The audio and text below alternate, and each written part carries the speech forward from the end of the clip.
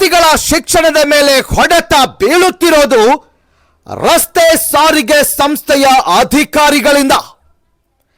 ಹೌದು, ಸುಲ್ತಾನ್ಪುರ, ಬೆನಿವಾಡ, ಮದಿಹಳ್ಳಿ ಗ್ರಾಮಗಳ ವಿದ್ಯಾರ್ಥಿಗಳ ಗೋಳು ಇದು.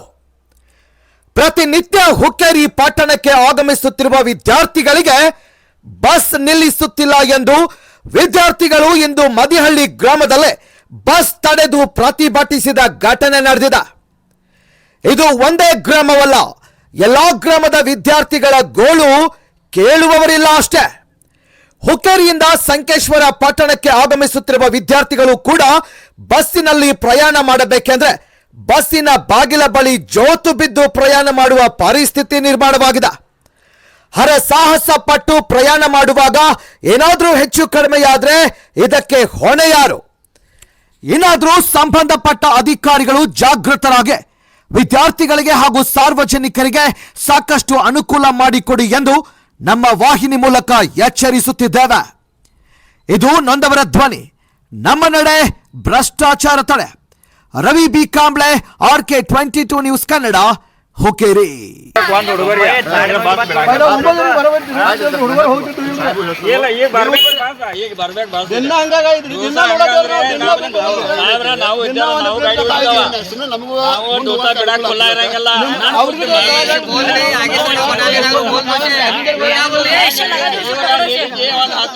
ಬಸ್ ಐತ್ರಿ 9ರಿಂದ ಎಲ್ಲ ಹುಡುಗರ ಅಲ್ಲೇ ನಿಂತಾವು. ಮುಂದೆ ಮಾತಾಡ್ತಾರ ಬಸ್ ಬಿಡೋದಿಲ್ಲ ಏನಿಲ್ಲ, ಎಲ್ಲ ಹುಡುಗರು ಅಲ್ಲೇ ನಿಲ್ತಾವ. ಮತ್ತು ಅಲ್ಲಿ ಪ್ರಾಬ್ಲಮ್ ಆಗೈತೆ ಅವ್ರಿಗೆ, ಅದಕ್ಕೆ ಎಕ್ಸ್ಟ್ರಾ ಬಸ್ ಬಿಡೋಂತ ನಾವು ಇಲ್ಲಿ ಡಿಪೋ ಬಂದಾಗ ಹೇಳಕ್ಕೀಗ ನಾವು ಸಾಲಿಗೆ ದಿನ ಹೋಗಕ್ಕೆ ಲೇಟ್ ಆಗೈತ್ರಿ. 9:30 ಬಸ್ ನಮಗೆ ದಿನ ತರಬಾನಿಲ್ರಿ. ಅವಾಗ ಬಿಡ್ತೀರಿ, ಈಗ ಬಸ್ ಬಿಡಾನಿಲ್ರಿ. ನಮ್ಗೆ ಎಕ್ಸ್ಟ್ರಾ ಬಸ್ ಬೇಕ್ರಿ, ಬೇಕಂದ್ರೆ ಬೇಕ್ರಿ. ಯಾವ್ರಿಂದ ಅವ್ರಿಗೆ ಮದೇಳಿಂದ್ರ ಹುಕ್ಕೇರಿಗೆ ನಮ್ಗೆ ಎಕ್ಸ್ಟ್ರಾ ಬಸ್ ಬೇಕ್ರಿ. ಮತ್ತೆ ಹಂಗೆ ಏನಾದ್ರೆ ಪೊಲೀಸ್ ಕರ್ಕೊಂಡು ಹೋಗ್ತಾರೆ. ನಮಗೆ ಹುಡುಗರಿಗೆ ನಾವು ವಯಸ್ಸೆಲ್ಲ ಪೊಲೀಸಿನ ಹೋಗೋದ, ಹಂಗೆ ಏನಾದ್ರೆ ಪೊಲೀಸಿನ ಬರುತ್ತೆ, ಪೊಲೀಸ್ ಕರ್ಕೊಂಡು ಹೋಗ್ತಾರೆ.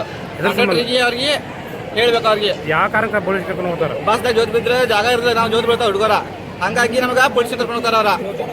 ಅವ್ರ ಬಿಟ್ಬಿಟ್ಟು ಬರ್ತಾರ. ಏನ್ರಿ ಹೇಳ್ರೆ ಪೊಲೀಸಿನ ಹಂಚಿಕೆ ಆಗ್ತಾರ ಅಷ್ಟ. साल में आना नहीं सर भी है। एजुकेशन प्रॉब्लम नहीं है, एजुकेशन को प्रॉब्लम नहीं है। हमने एक्स्ट्रा बस सुना, हमने अभी बस में चढ़ा लेता नहीं। कंडक्टर कौन सा भी एक भी है, दूसरे बस ट्रैक करने वाले नहीं तो हमें सभी बस स्ट्राइकर को ठहरने ले उठने ले रास्ते पूछी ಪ್ರಾಬ್ಲಮ್ ಇದೆ. ಫುಲ್ ಗಾಡಿ ಫುಲ್ ಆಗೈತ್ರಿ. ಫುಲ್ ಆಗೈತೆ. ಅಲ್ಲಿ ತರಬಿದವ್ರಿ, ಇವ್ರ ತರಬಿಲತ್ತಾರ್ರಿ. ಮೊದಲ ತರಬಿ ಬಂದವ್ರಿ. ಫುಲ್ ಬಾಲ ಜೋತ್ ಬೆಳದವ್ರಿ. ಸತ್ತವ್ರಿ. ಏನ್ ಮಾಡ್ರಿ? ಕಂಡಕ್ಟರ್ ಯಾರ್ರಿ? ಅಲ್ರಿ, ನೀವು ಅವ್ರನ್ನ ಒಳಗೆ ಸರಿಸ್ಬೇಕಲ್ಲ? ಹಾಂ, ಸರಿಸಿದವ್ರಿ. ಡಬಲ್ ಲೈನ್ ಫುಲ್ ನೀವು ಬಸ್ ತರಬಾಗಿರ್ತೀರಿ, ಆರೋಪ ಮಾಡ್ತಾರೆ. ಇದ್ರ ಬಗ್ಗೆ ಏನ್ ಹೇಳ್ತೀರಿ ನೀವು? ನಾವೇನು ತರಬಿ ಬಂದವ್ರಲ್ಲಿ ಡಬಲ್ ಲೈನ್ ಮಾಡಿ ನಿಂತಿವ್ರ ಎಲ್ಲ ಡಬಲ್ ಲೈನ್ ಮಾಡಿದವ್ರು. ಟೈಮಿಂಗ್ ಎಷ್ಟು ಇದ್ರಿ? ಹೈಸ್ಕೂಲ್ ಟೈಮಿಂಗ್ ಹೇಳಿ ಮಾಡ್ಕೊಂಡಿದ್ದ ಟೈಮಿಂಗ್ ಇತ್ತು ಸಾಹೇಬ್ರ.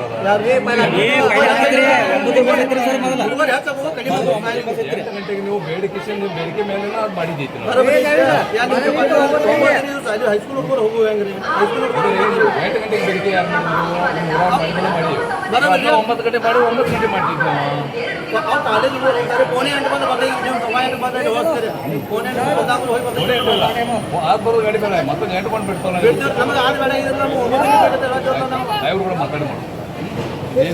ಈಗ ಸಮಸ್ಯೆ ಆಗೈತಿ, ಇದ್ರ ಬಗ್ಗೆ ಏನು ಹೇಳ್ತೀರಿ? ಈಗ ಗಾಡಿ ಮಾಡ್ಯಾವಲ್ಲ ಸರ್ ನಾವು ಅಂತೇಳಿ. ಕರೆ ಆ ಗಾಡಿ 8 ಗಂಟೆಗೆ ಹೋಗ್ತದ, 9 ಗಂಟೆಗೆ ಹೋಗ್ತದ, 9:30 ಗಾಡಿ ಹೋಗ್ತದ. ಮತ್ತೆ ಎಷ್ಟು ಬೇಕ್ರಿ?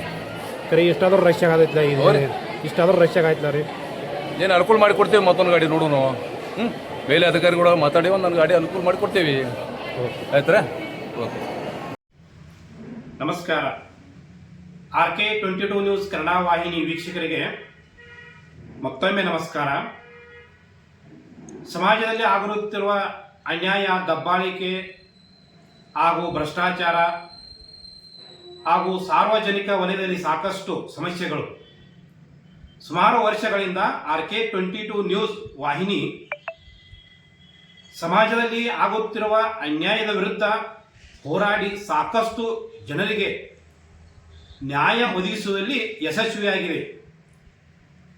ಅಂತಹ ಸಾಕಷ್ಟು ಉದಾಹರಣೆಗಳನ್ನು ತಾವು RK22 ನ್ಯೂಸ್ ವಾಹಿನಿಯಲ್ಲಿ ವೀಕ್ಷಿಸಬಹುದು.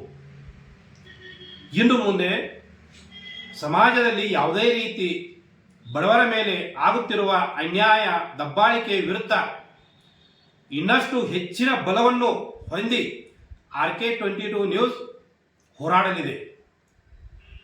ಈ ಸಮಾಜದಲ್ಲಿ ಆಗುತ್ತಿರುವ ಸಮಸ್ಯೆಗಳ ಬಗ್ಗೆ ನೇರವಾಗಿ ನಮಗೆ ಕರೆಯ ಮೂಲಕ ತಾವು ಕೂಡ ತಿಳಿಸಿ, ಅಲ್ಲಿ ಆಗುತ್ತಿರುವ ಸಮಸ್ಯೆಗಳನ್ನು ನಾವು ಬಂದು ಚಿತ್ರೀಕರಿಸಿ ಸಂಬಂಧಪಟ್ಟ ಅಧಿಕಾರಿಗಳಿಗೆ ಎಚ್ಚರಿಸುವಂತಹ ಕೆಲಸವನ್ನು ನಾವು ಮಾಡುತ್ತೇವೆ.